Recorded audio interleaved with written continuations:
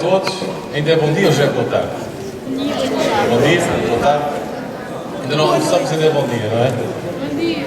Bem, eu antes de começar, eu tenho que agradecer ao vosso professor Bento pelo convite que me fez para estar aqui hoje convosco e dar-lhe os parabéns também por ele ter feito acontecer um evento fantástico, está cheio de gente inspirada e portanto eu ia sugerir uma salva de palmas para o professor Bento.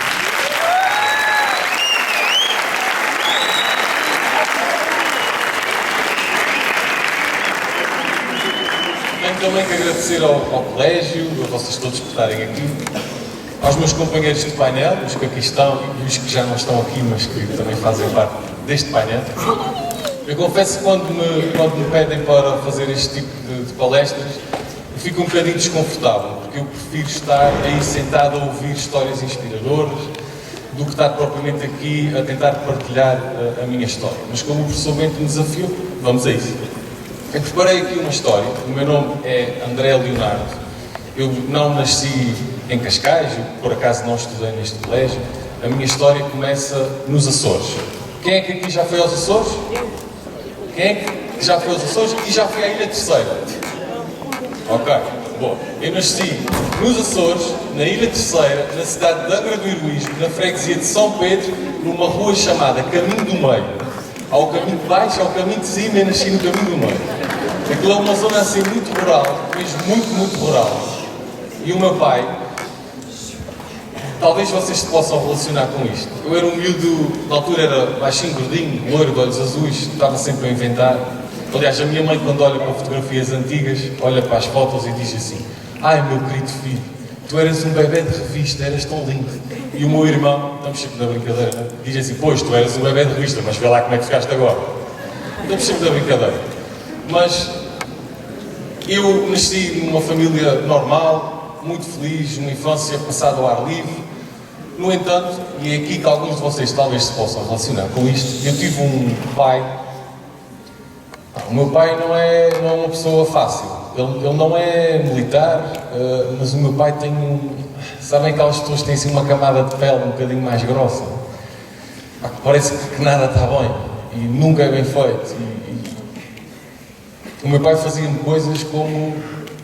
Eu chegava à casa e dizia: pai, olha, sabes, tive 95% no teste de matemática. O meu pai estava a olhar para a televisão, levantava a cabeça, olhava para mim e dizia-me assim: e os outros 5% o que é que lhes aconteceu? Sempre.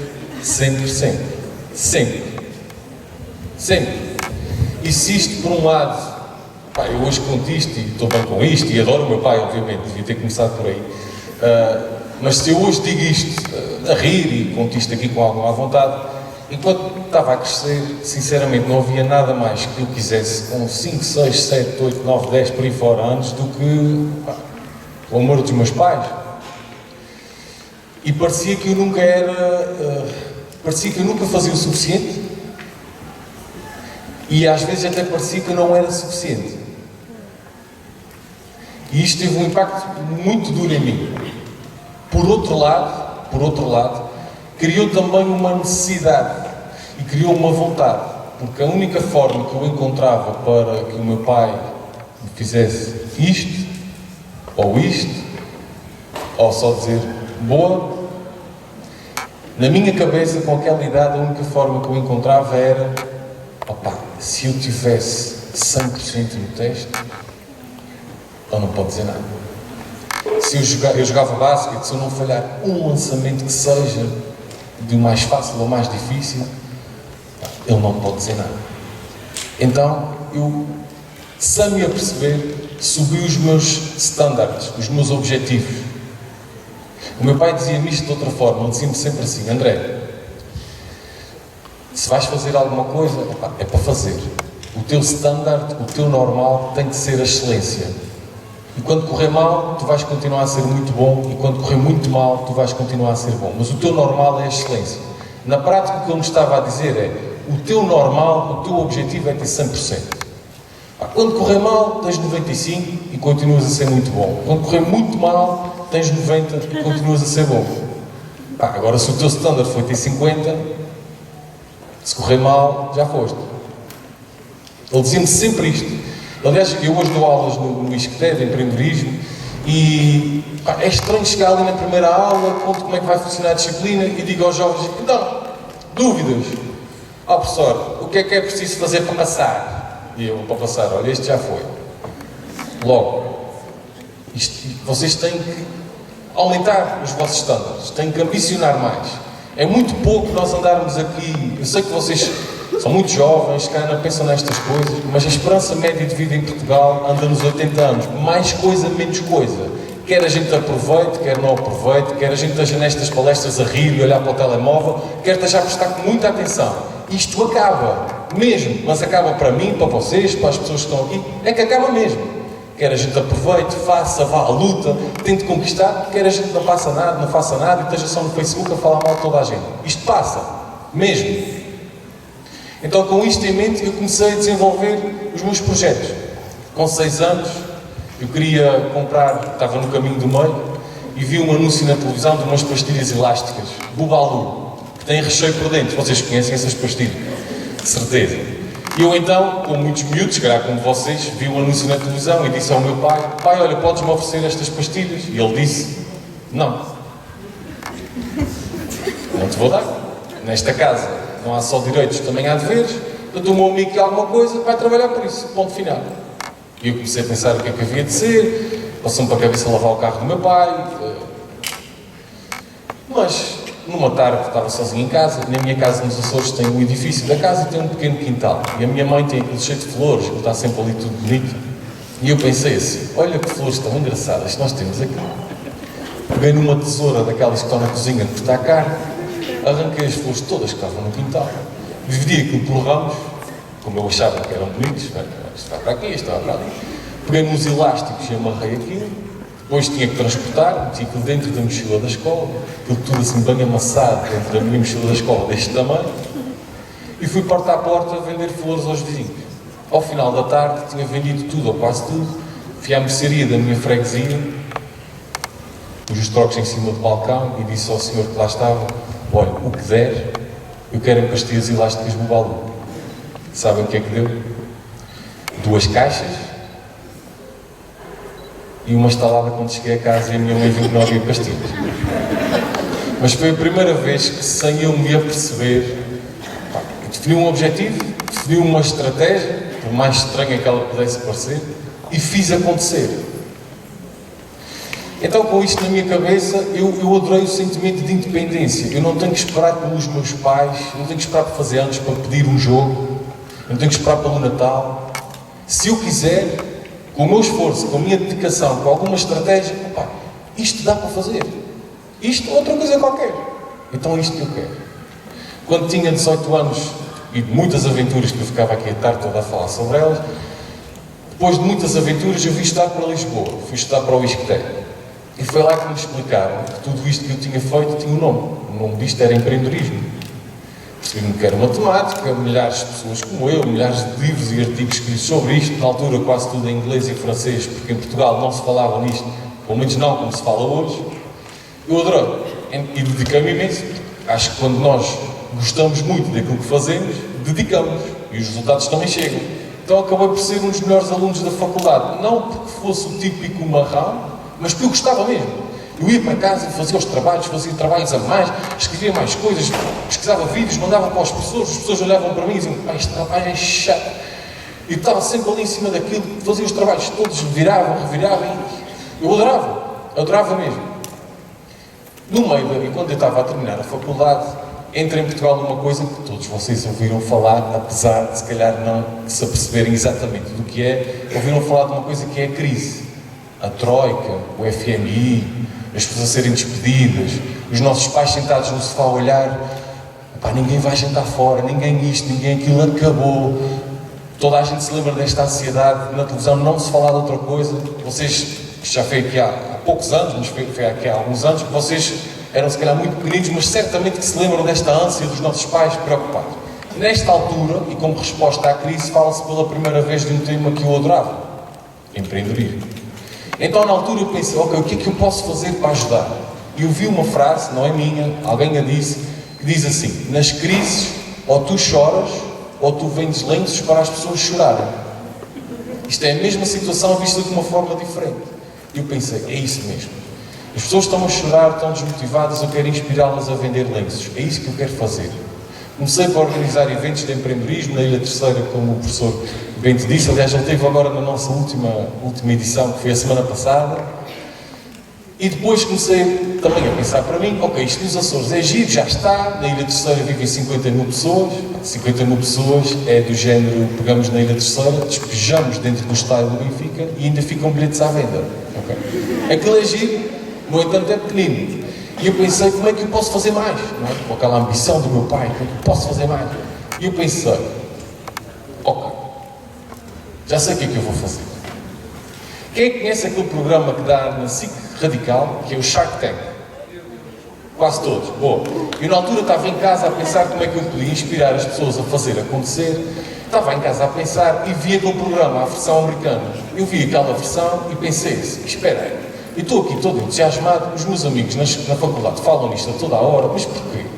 E já sei porquê. Porque eu estou aqui sentado no meu sofá, a comer Doritos, e estou a ver ali um americano que está a contar que vende um bolo de chocolate qualquer, o homem mete numa caixa e vende para os Estados Unidos inteiros, está aqui a contar que fatura, sabe, 50 mil dólares. Eu estou aqui sentado e estou a pensar assim, espera aí, eu não faço aquele bolo de chocolate que está ali, mas a minha mãe até faz uma tarte de maçã que toda a gente adora. Eu não vivo nos Estados Unidos, estou a viver em Lisboa, mas isto, eu não sei fazer sites, mas isto no Facebook vai. Isto é real. Isto não é malta engravatada na SIC Notícias a falar sobre índices macroeconómicos que vão poder mudar a sustentabilidade do país nos próximos anos. Isto não é isto. Isto é real. Eu estou a ver. E eu apercebi que as pessoas iam atrás de exemplos reais. Então tive uma ideia simples. Eu vou vender tudo o que tenho. Eu vou pedir patrocínios a empresas. Eu vou aprender a mexer numa máquina de filmar. Eu vou dar uma volta ao mundo, sozinho, de mochila às costas, a entrevistar pessoas que fazem acontecer. Não interessa qual é a área, não interessa se criou uma empresa de milhões ou uma empresa de tostões. O que interessa é que a pessoa tinha um objetivo, foi à luta e fez acontecer. Eu vou contar histórias dos Estados Unidos à Tanzânia e vou trazê-las a Portugal e vou inspirar as pessoas a não desistir.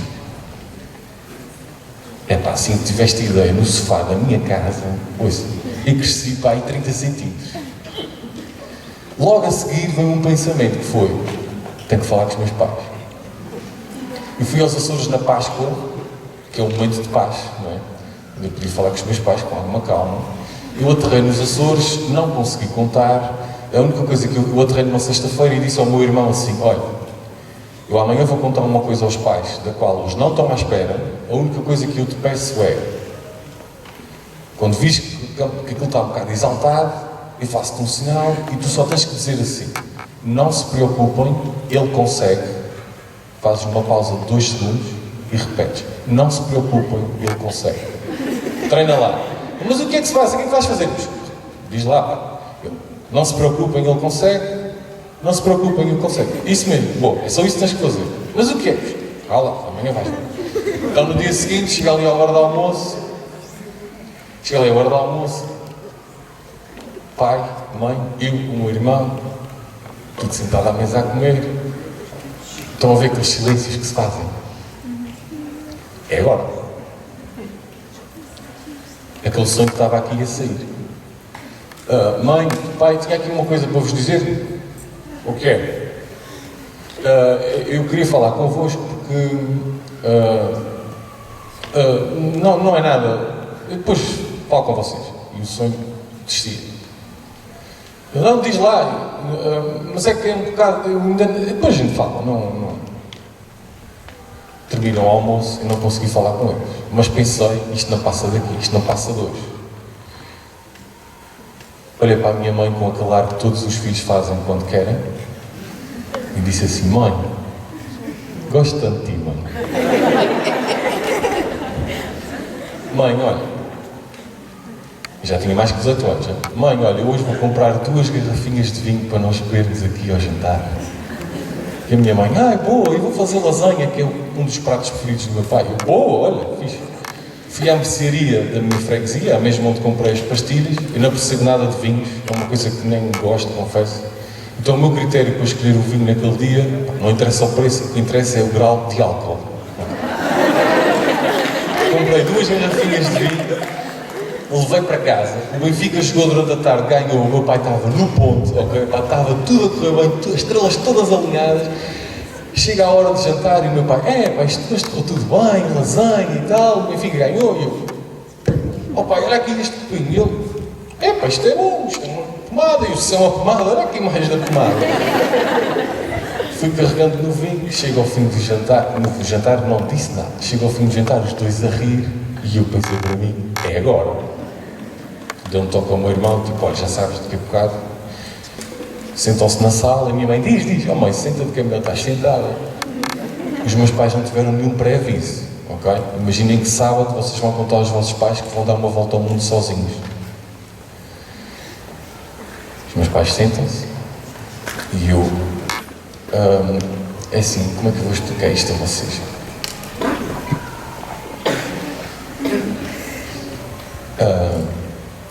Vocês conhecem o Shark Tank?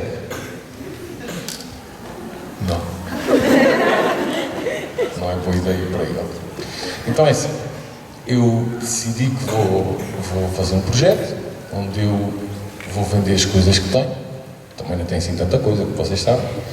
E vou dar uma volta ao mundo sozinho. É rápido, é 1 ano. E vou passar para alguns países, vou entrevistar pessoas que fazem acontecer, porque eu quero inspirar o país a não desistir nesta altura de crise.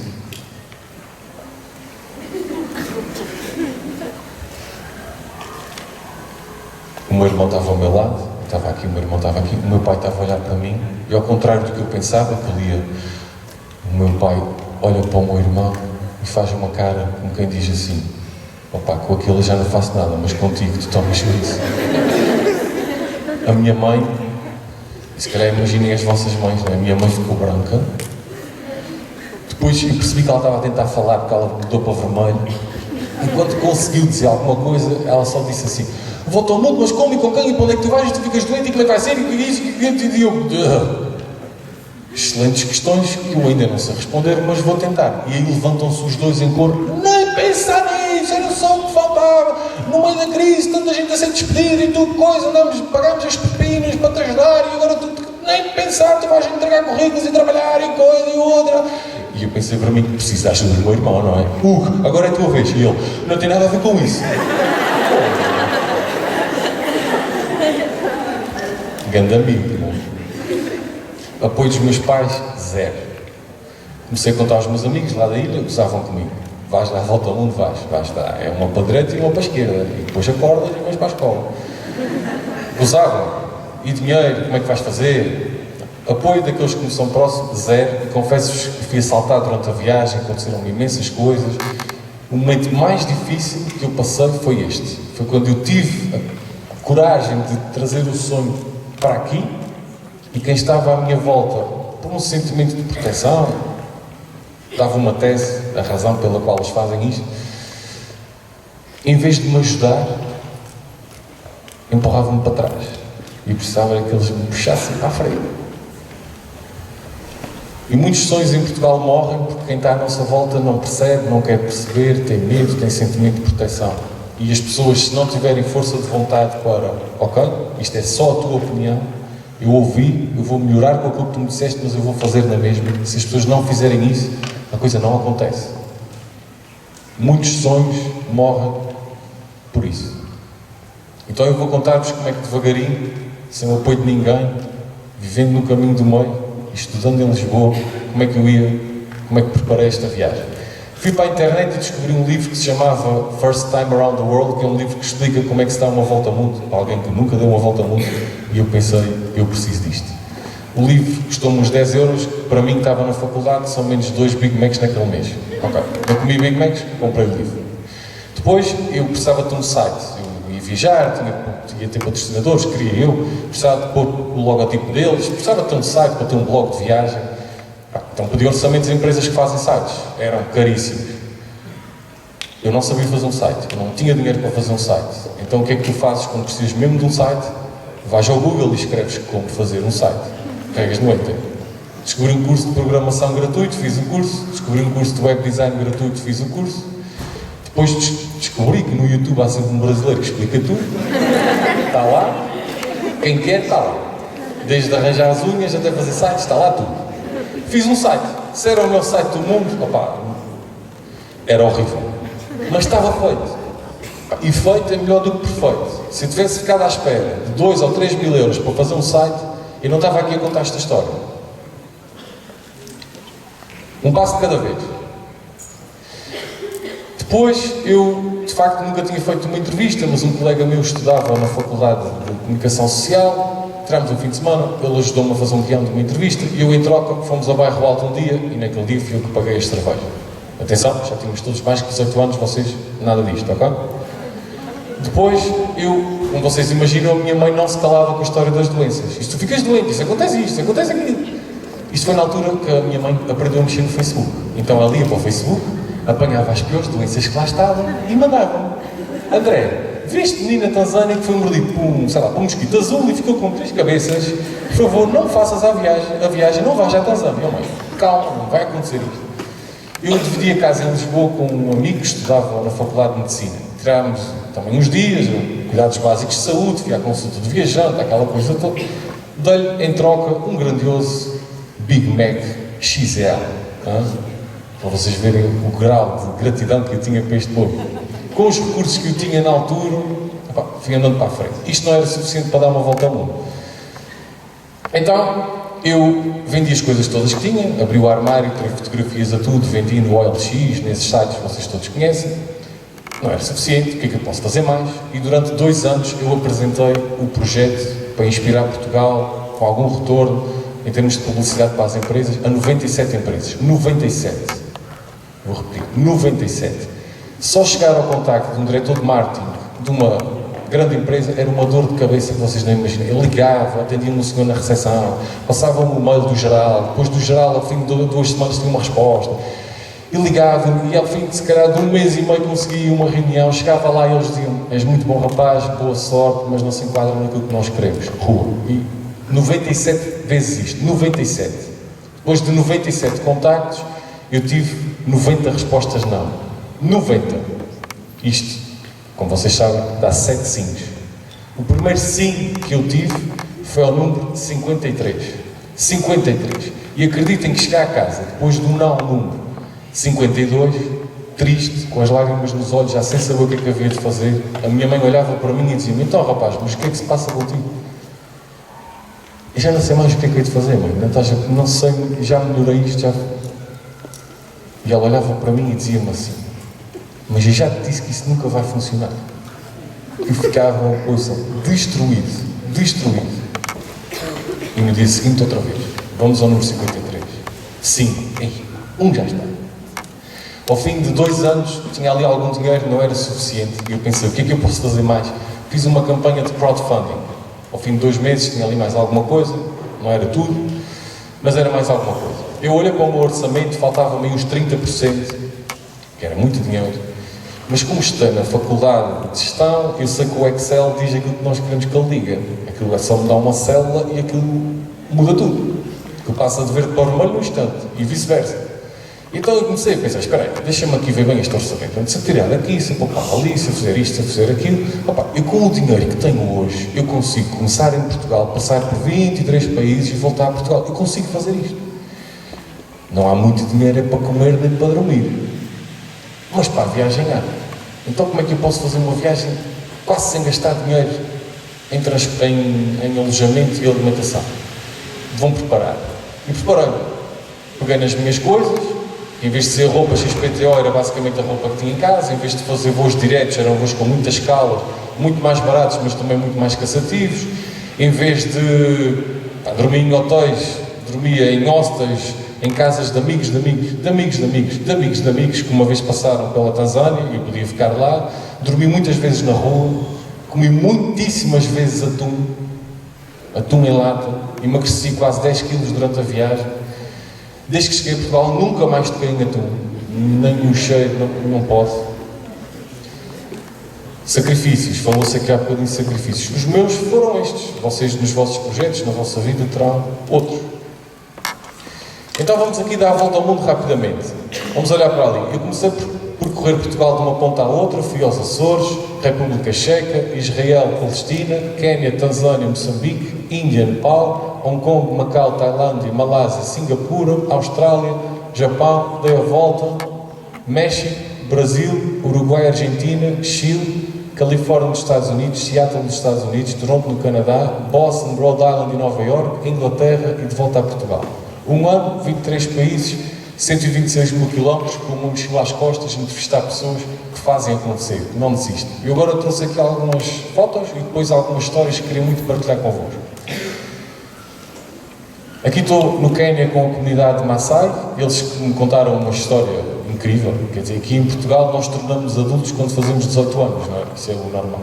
Lá contavam eles, através de um tradutor, que ali os homens, um homem, lá só é homem, quando mata um leão. Eu, poxa, isto até para nascer preciso ter sorte, ainda bem que eu nasci em Portugal, que isto aqui ia ser complicado.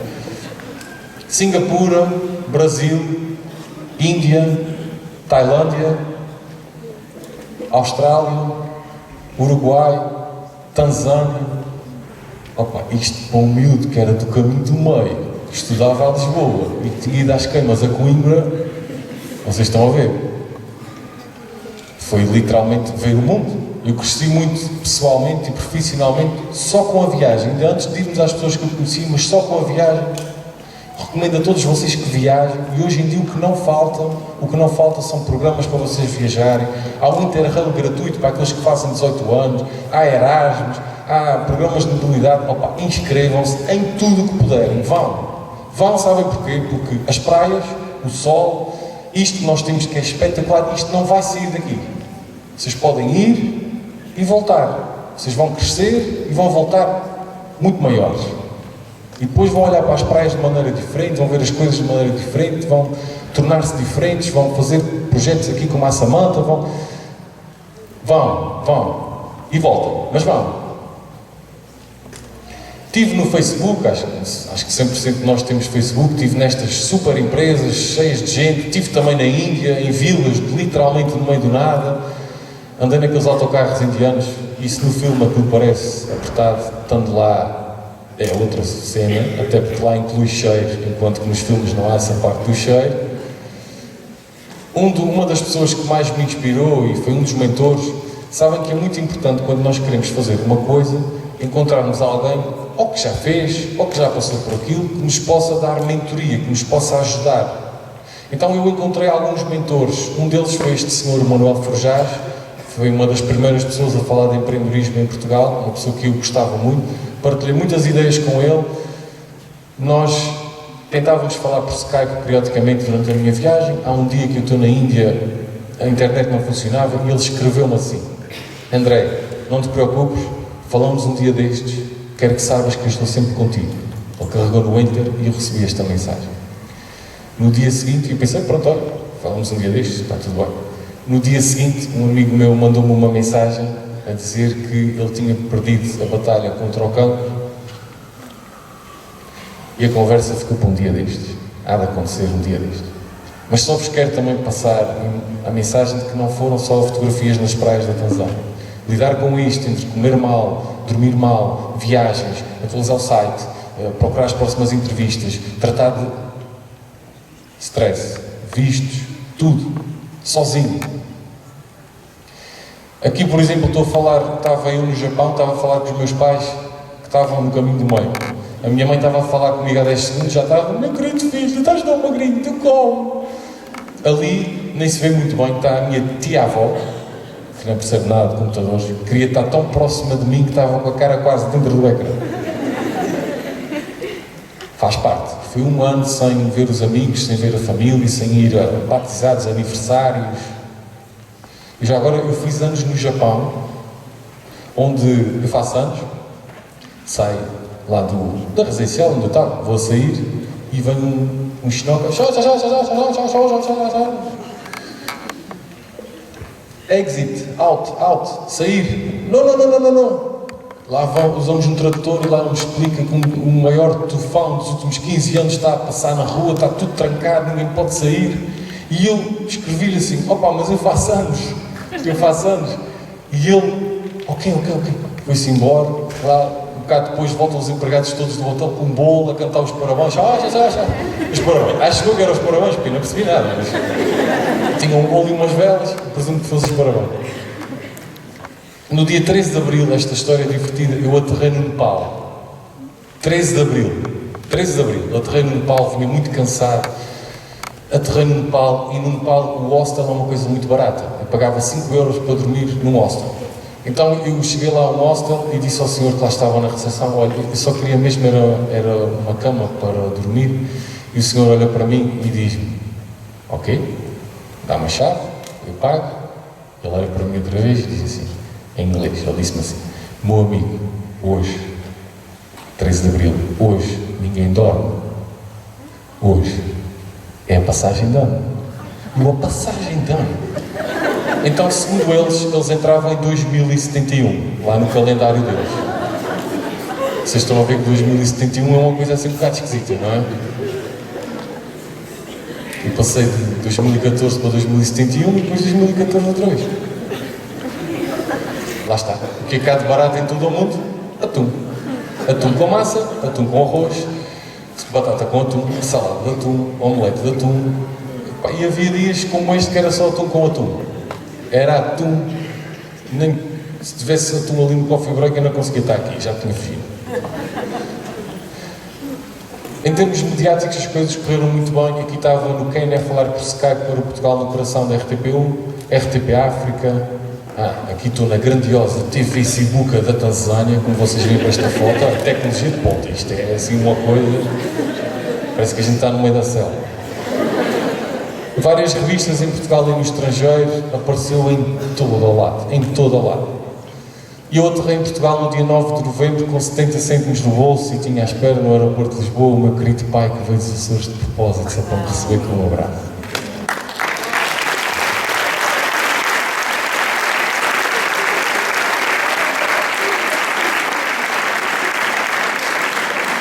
Eu escolhi aqui 4 histórias para vos contar. Estou a cumprir o meu tempo? 10 minutos? 10? Ok. Foi um sim assim meio despacho. Mas vamos lá. Então, escolhi 4 histórias. Este senhor é o Ricardo Teixeira, eu conheci-o em Lisboa, no Parque das Nações. Ele chegou ao pé de mim, de cadeira de rodas, eu perguntei se eu precisava de ajuda, ele disse-me que não, e eu fiquei assim um bocadinho atrapalhado, e começámos a conversar, eu coloquei o meu telefone em cima da mesa, começámos a conversar, e ele diz-me que era uma pessoa muito feliz, que tinha 5 empresas, era casado, tinha um filho, conduzia, era completamente autónomo. E eu ouvi aquilo e fiquei assim a olhar para ele. Perguntei-lhe qual era a história dele, do início. E ele disse-me que nasceu sem qualquer problema físico. Com 15, 16 anos estava a brincar numa praia, ele adorava desportos radicais, estava a brincar numa praia, num mergulho, a coisa corre muito mal, ele fica tetraplégico.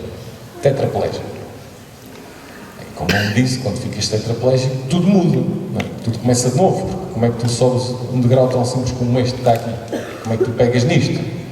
Tudo muda. E ele disse: mas está tudo bem, eu sou muito feliz, tenho as minhas 5 empresas, emprego mais de 60 pessoas, está tudo bem. E eu ouvi aquilo e pensei assim: espera aí, mas isto deve estar mal contado. Eu conheço tantas pessoas que não têm qualquer problema físico e não fazem, como é que este senhor que é tetraplégico faz? E comecei ali a perguntar, a ver se encontrava uma falha na história dele. Será que a tua mulher é rica e tu herdaste? E ele estava ali a tentar encontrar. E às tantas ele irrita-se, puxa a cadeira para trás, diz-me assim: pega nesse telemóvel que está aí à frente. E eu peguei no telefone, eu tiro-me uma fotografia. E eu coloquei o telefone assim. Ele: não. E eu tirei a foto, que é esta que vocês veem aqui. Ele disse-me assim: eu quero que toda a gente veja esta fotografia que aparece da ponta do cabelo até à ponta dos pés. Isto não é desculpa para nada. Eu tenho todos os vossos problemas no dia-a-dia, os impostos, a chatice toda, a minha mulher também às vezes discutimos, o meu filho também grita no banco de trás do carro, o trânsito, eu apanho com isso tudo, mais os meus problemas físicos. Portanto, se eu faço, vocês também podem fazer. Sabes porquê que vocês não fazem? Diziam: sabes porquê? Vocês são malandros. Vocês querem ter as coisas de forma dada e isso não existe. A malta quer começar no grau 1 e logo para o 10, mas não quer passar para o 2, para o 3, para o 4, para o 5, para as dores do 6, quando estás quase a desistir no 7, o 8 estás mesmo a aguentar, mas vai, e o 9 e chegas ao 10. As pessoas não querem isso, as pessoas querem o 10, querem a fama do 10, querem a parte boa do 10, mas não querem fazer o caminho. E isso não existe. Disse-me ele assim: não há nada que se conquiste na vida que não dê trabalho. Foi isso que eu fiz. É tão simples quanto isso. Trabalho. Ponto. Quando eu vi aquela história, para mim ele tornou-se um super-homem. Alguém que faz acontecer nos negócios, obviamente, mas sobretudo na vida. Diz que aquele homem acorda, até que se deita, todas as dificuldades que ele passa, e mesmo assim, lá está ele, com resistência, com persistência, a fazer acontecer. É muito inspirador. Vamos à segunda história. Esta história é surreal. Aconteceu na Índia. Este senhor, eu aqui o batizei como o Cristiano Ronaldo indiano. Okay? Não é o Cristiano Ronaldo indiano por ser o melhor jogador de futebol lá da zona. Imaginem a seguinte situação. Eu estou em Delhi, no meio daquela confusão toda. Este senhor vem por trás de mim, dá-me um toque assim na cabeça. Eu olhei para trás assustado e ele diz-me assim: posso-te limpar os ouvidos? E eu, não. E ele, que país é que tu és? Eu, Portugal. Olha, eu sou o Cristiano Ronaldo, limpar ouvidos, sou o melhor limpador de ouvidos do mundo. Tu comigo estás seguro? E eu, não. Mas vamos conversar. Vou mostrar-vos a técnica dele. Ali colocado naquela orelha, vem ali com o pontinho branco. Está ali a cotonete mágica. É assim? E juntamente com umas ceras e lá uma técnica que ele usa, limpa qualquer orelha que passa ali no raio de 50 metros. Ele cobra 20 cêntimos, 10 por cada ouvido. Ninguém tem que limpar, ninguém tem que fazer o pack completo de limpeza naquele dia. Pode limpar só o direito e o esquerdo vai no dia. Explicou-me ele.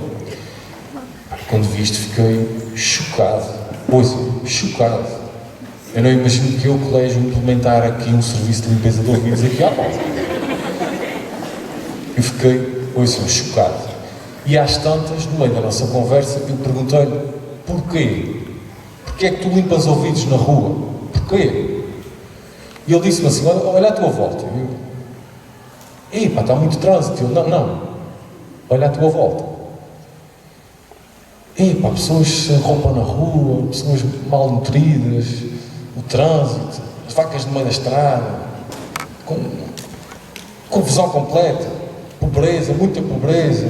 E eu, aqui não há bancos da fome, não há associações, aqui não há subsídios de desemprego, ali não há professores a quererem inspirar os alunos, ali não há.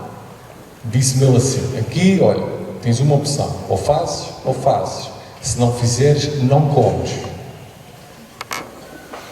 Eu tenho uma mulher em casa, tivemos gêmeos há pouco tempo, ela está a tomar conta deles, eu acordo, pego nisto, venho para a rua limpar ouvidos. O meu objetivo é ter $6 por dia. Ao final do dia, com o dinheiro que consigo, vou à mercearia, compro jantar para aquele dia, pequeno almoço para o dia seguinte e almoço para os meus filhos.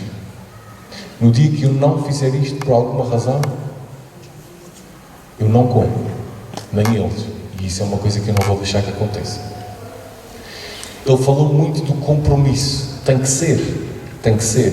O meu pai dizia-me isto de outra maneira. O meu pai dizia-me sempre assim: o que tem de ser, tem de ser. E o que tem de ser tem muita força. E eu trabalho muito com empresas, mas também com jovens como vocês, e há ali uma falta de compromisso enorme. Todos eles eu queria ter boa nota, mas estou tão cansado, nem sabes. Tu queres ou tu gostavas? Tu queres ou tu gostavas? Tu queres ter boa nota? Tu queres ir para a faculdade X ou tu queres brincar com os teus amigos? Tu queres ser atleta olímpico ou tu queres vê-los a passar? Tu queres ou tu gostavas? Tem que haver compromisso. Tu queres, tem que haver compromisso. E vai custar, e vai haver dias que não vai acontecer nada, mas tem que ser. É para fazer a mesma. Mas dava mais jeito. Está bem, pois eu acredito. Mas como não há, se queres, fazes na mesma. Se não queres, arruma já, não chateias mais ninguém, senta-te aí. A vida acaba por ser crua. Isto é a vida. Vamos à terceira história, e esta confesso que é a minha preferida. Eu estava no Quênia, a caminho de Kibera. Kibera é um dos maiores bairros de lata do mundo. Vivem lá cerca de 2 milhões de pessoas. Eu estava a caminho de lá, estava um bocadinho perdido. E este rapaz, que mal se vê ali, porque eu tinha um telemóvel muito velho, não levei a minha câmara de fotografar, porque estava com medo de ser assaltado. Tirámos uma fotografia com este telemóvel. O rapaz passou por mim e eu, olha, desculpa, onde é que fica o bairro de Lata? E ele disse-me, olha, eu vivo no bairro de Lata. O meu nome é Kennedy, tenho 25 anos e tu? E eu também tenho 25 anos. Bom, olha, então vem comigo e vou-te mostrar o bairro de Lata. Ok. Como é que é o bairro de Lata? E ele, é um lugar fantástico. Nós somos livres, nós podemos dizer o que queremos. E até há bem pouco tempo isso não era bem assim. E eu, ok. E como é que são as casas? Já vais ver, o bairro é assim um bocadinho amontoado, pá, mas o bom disto é que eu estou sempre com a minha família, estou sempre com os meus amigos. Isto era o bairro de Lata. Ele mostrou-me a casa dele. A casa dele era um bocadinho mais pequena do que este palco onde nós estamos. O chão era terra, as paredes eram um género de um barro, o teto eram umas chapas mal encostadas e claramente chovia dentro. E ele dizia-me assim, olha, aqui é o quarto, era um colchão todo rasgado, assim no chão. Tinha um lençol, assim aqui no meio, ele fez assim, e aqui é a sala. Era um sofá todo partido, assim num canto. E ele, mas é giro, não é? E eu, ok. E casa de banho? Sabes, aqui não há casas de banho, aqui fazemos necessidades ou na rua ou em sacos plásticos. E o que se encontra lá é isto.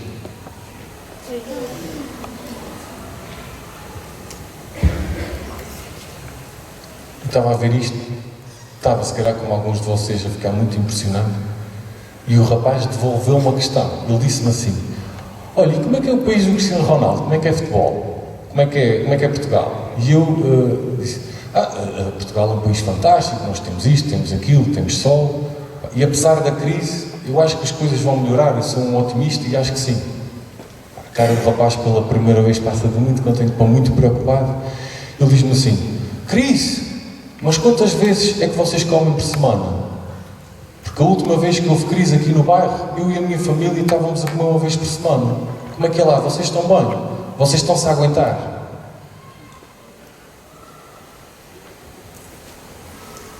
Opa, deu uma pancada.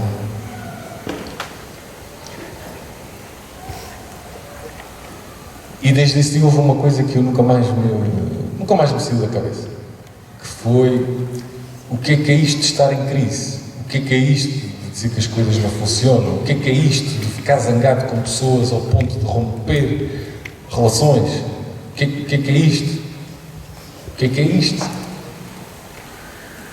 A sensação que me dá, e eu próprio fiz essa reflexão para mim, é que nós perdemos imenso tempo importante, valioso e limitado, com porcarias que não interessam para nada. O que interessa é se o amigo fez like, se não fez, já viste como é que é, tira aqui uma selfie, telefone, estou agora a ver se o meu pai me oferece um iPhone 10, porque já dá para tirar umas fotos, mas não sei. Os adultos, sim, os adultos também. O que interessa é que o marido está chato, porque ele, já lhe disse, qualquer dia, porque eu nem sei, é um miúdo de banco de trás, para quieto, já disse para tu parares. E depois há coisas que passam e a gente só dá por elas quando perde.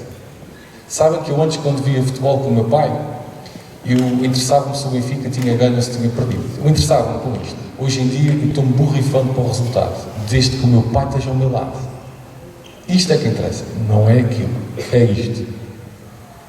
Este rapaz ensinou-me a relativizar, a colocar os meus problemas em perspectiva. Eles não eram tão maus como eu achava que eram.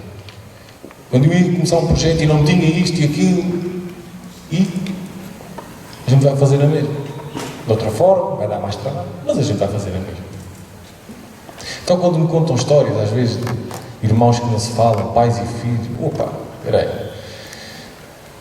Passa atrás, o que é importante aqui nestes 80 anos que andamos cá todos? É sermos todos felizes o mais tempo possível e infelizes pouco tempo, não é? Acontece a todos, diminuir esse tempo e aumentar o tempo de felicidade. Este rapaz passou muito esta história. Vamos à quarta e última história, prometo que é a última. Eu estava em Moçambique, se vocês se lembrarem da minha viagem, Moçambique foi mais ou menos a meio. Eu estava a caminho de lá, estava assim um bocadinho sem saber bem o que é que me esperava do país, e houve uma pessoa que me mandou um e-mail a dizer, podes ficar cá em casa, tenho estado a seguir a tua viagem, é com gosto que te recebo. E eu, boa, fixe. Assina para aqueles amigos, fico em casa de uma pessoa, perfeito. Fiquei lá em casa da pessoa, os primeiros 9 dias foram espetaculares, o último dia, o 10º, era um domingo e não tinha entrevistas, a pessoa não trabalhava, então fomos conhecer a cidade. Chegámos a casa ao final do dia, o passeio foi bom. Quando cheguei a casa, a porta tinha sido arrombada, roubaram tudo o que estava lá dentro, incluindo as minhas coisas todas. Tudo o que eu trabalhei durante 2 anos desapareceu assim. O quarto onde eu estava restou-me umas roupas, a minha mochila eu tinha levado comigo, restou-me um saco de cama, uns cadernos e um pouco mais. As câmaras, aquelas coisas mais caras, que eu tive 2 anos a juntar dinheiro, foi-se.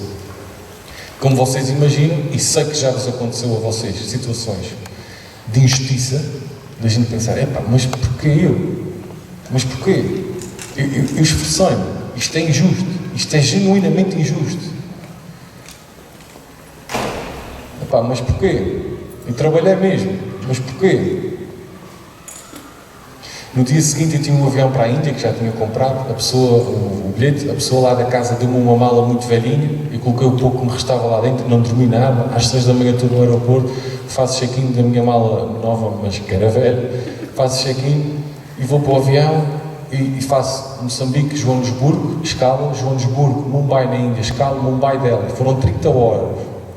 Eu não durmo em aviões, foram 30 horas com um sentimento de injustiça a crescer, uma ansiedade a crescer e só pensava, e agora, e agora, e agora, e agora. Aterro na Índia, saio do avião, sento numa cadeira muito parecida com esta, mas vermelha, e à minha frente há a passadeira rolante um bocadinho depois começa a funcionar. As malas começam a sair, as pessoas levantam o rabo, pegam na mala e vão embora, e eu à espera. E ao fim de uns 20 minutos a passadeira rolante para. Olho para a minha direita, para a minha esquerda, ninguém. Olhei melhor para a passadeira rolante, nada. Tinha acabado de ficar sozinho na Índia, só com a roupa que tinha vestida no corpo e a minha mochila azul. Quando eu achava que o problema já era grande, já era injusto, havia ali mais um alçapão. E durante 5 minutos tive uma reação. Estava sentado, mantive-me sentado, encostei os cotovelos aos joelhos, baixei a cabeça e comecei a chorar. E só pensava, eles tinham razão. Afinal, era impossível dar a volta ao mundo. Eles tinham razão. Reparem que eu estava fisicamente sozinho e emocionalmente sozinho. Ai de mim, tivesse ligado para a minha mãe.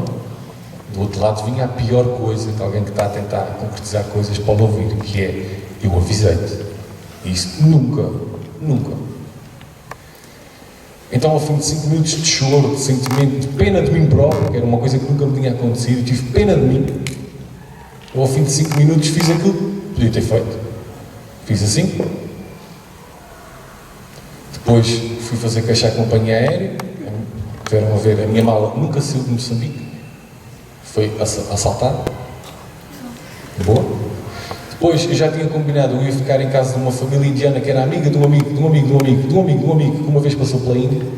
Ia ficar com eles 2 dias, expliquei-lhes a situação e acabei por ficar 2 semanas. Passei com eles o Holi, que é o Festival das Cores. Vocês devem conhecer o Color Run, que é inspirado neste festival indiano. Eles deram-me comida, deram-me tente, até roupa me deram. E era com isto que eu andava lá na Índia nos primeiros dias. E depois ele pensava para mim, ok, como é que eu vou recuperar tudo? Porque eu quero continuar. Então o que é que fiz? Mandei um mail aos 7 patrocinadores do projeto, 2 aceitaram aumentar um bocadinho o patrocínio, não era suficiente. Ok, o que é que eu posso fazer mais? Fiz uma campanha assim, sensacionalista, assim, à CMTV. Salvem o André. Assim nas redes sociais. E as pessoas começaram a fazer donativos e mais donativos. Quem fazia um donativo mais generoso, o meu irmão, que já estudava aqui em Lisboa, enviava para as pessoas uma t-shirt que ele desenhou no Photoshop. As pessoas recebiam a foto, recebiam a t-shirt, tiravam uma foto, partilhavam e a coisa chegou a muita gente. E ao fim de 2 semanas eu consegui menos do que aquilo que eu tinha começado, mas era o mínimo. E eu continuo a viagem. E numa parede lá na Índia eu vi um grafite de uma frase que se tornou um lema de vida para mim, retrata bem esta situação e que, na verdade, é uma característica que todas as pessoas que fazem acontecer tenham. Eu identifico isto que vos vou dizer em toda a gente. Se vocês tiverem isso, acreditem, vocês vão conseguir lá chegar. Qualquer que seja o problema, faz parte da solução. Qualquer que seja o problema, faz parte da solução. Tão simples e com tanto impacto ao mesmo tempo. Quase toda a gente, ou toda a gente tem sonhos, tem coisas que quer fazer. Alguns têm a coragem de meter cá para fora. Os poucos que têm a coragem de meter cá para fora, como eu disse, a coisa morre logo ali no início. Aqueles que tentam, pois eu já mandei e-mail para 3 empresas, só que ninguém me responde. Olha, não são 3. São 10, 20, 30, 40, 50, no meu caso foram 97. Ainda tens que vender tudo o que tens, ainda tens que pedir donativos. Queres saber mais? Prepara-te para comer atum durante um ano. Queres saber mais? Vais dormir na rua muitas vezes. E vai estar frio, e vai estar calor no Rio de Janeiro. É vida. Queres saber mais? Se calhar ainda vais ser assaltado no meio disto tudo. Aguenta. Se fizeres parte da solução, chegas lá. Eu aprendi com a viagem também que o difícil é diferente do impossível. Um tetraplégico à frente de 5 empresas, isso para mim era impossível. Afinal não. Parece que é só muitíssimo difícil, mas não é impossível. Eu dar a volta ao mundo, para os meus amigos, isso era gozado. Eles ficaram na Ilha Terceira e fui fazer a volta ao mundo. E tenho a certeza que estou aqui com 400 jovens que têm sonhos, têm coisas que querem fazer acontecer. E os mais experientes também. Seja colocar os jovens numa faculdade, seja dar-lhes boas condições, para vocês arranjarem emprego, fazer uma volta ao mundo e fazer voluntariado também. Vocês querem. Fazer isso acontecer depende de uma pessoa, de vocês. E depende sobretudo das decisões que vocês tomem. Não depende das vossas condições. Ninguém quer saber, não sei se vos vou chocar a dizer isto, o mundo está-se borrifando se vocês nasceram em Cascais, no caminho do meio, em Lisboa ou no Porto. Ninguém quer saber. Agora, o que as pessoas querem saber é, estás disposto a? Tu queres ou tu gostavas? Queres? Então bora lá. Então, ao fim de muito trabalho, se calhar vais ter uma oportunidade. Se calhar. E se não estiveres naquela altura, continua, porque mais à frente vais conseguir.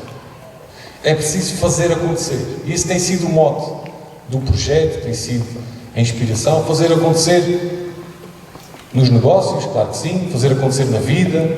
Fazer acontecer da forma que vocês quiserem.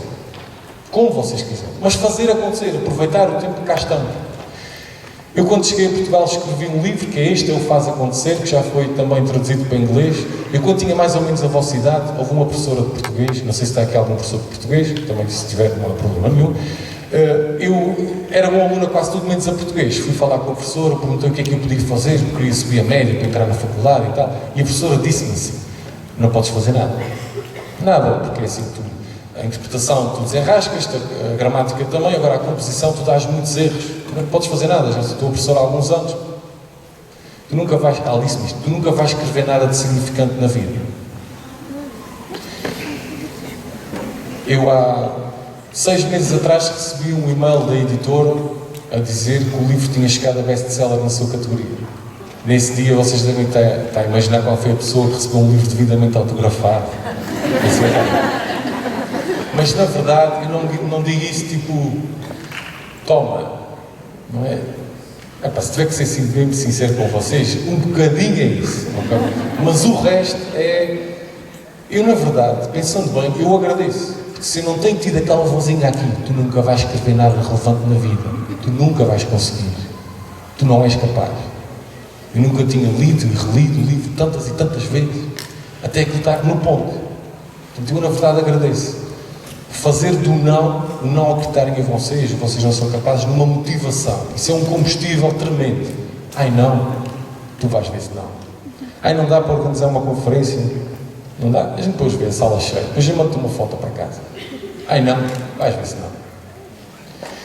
O livro já teve um bocadinho por todo lado. Eu às tantas criei uma organização que a faz acontecer. Temos palestras em empresas, temos academias. Foi muito interessante ouvir aqui o testemunho dos soft skills. Porque na escola nós aprendemos português, matemática, ciências, isso é tudo muitíssimo importante, mas também é importante o mundo real, a persistência, o não desistir, a comunicação, o saber apresentar, o saber estar, o conseguir falar para tanta gente.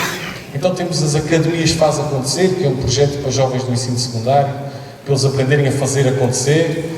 Temos jovens muito inspiradores, o Mauro, que é do Sabugal, chegou lá, queria ser DJ de música eletrónica, passados 8 meses já está a dar concertos. Temos aqui a Eunice, que tinha o sonho de ter a sua fábrica de gomas, que era gozada na escola e vítima de bullying. A Eunice não tem uma fábrica de gomas, mas já faz gomas artesanais em casa, com sabores da chamusca, que é a sua terra, e já vende. Temos o Duarte, que nasceu com um problema físico muito grave, onde ele não pode usar um braço, e só com o outro ele não conseguia cortar um bife, e não conseguia segurar o bife e cortar ao mesmo tempo. Sujava-se, era abusado pelos amigos. Então ele decidiu criar uma associação, desenvolve ferramentas para ajudar pessoas como ele. Ele lançou há pouco tempo o seu primeiro protótipo, que é um garfo e uma faca no mesmo utensílio. Ele está a ajudar muita gente também com este projeto. Tivemos um concurso há muito pouco tempo, temos um programa de televisão com histórias de pessoas que fazem acontecer em Portugal, passa no canal Q, chama-se Faz Acontecer, se vocês quiserem ver. Temos eventos de empreendedorismo. Eu às tantas também me meti nos Açores a construir um hostel, porque eu viajei pelo mundo e fui recebido de tanta gente no mundo inteiro que eu pensei, opa, eu na minha terra também tenho que ter um lugar para receber malta inspiradora que me queira visitar. Então, a partir da passagem de ano, quem quiser visitar a Ilha Terceira, pode ir ao Mid Atlantic Hostel. Continuem e façam acontecer muito. Muito obrigado.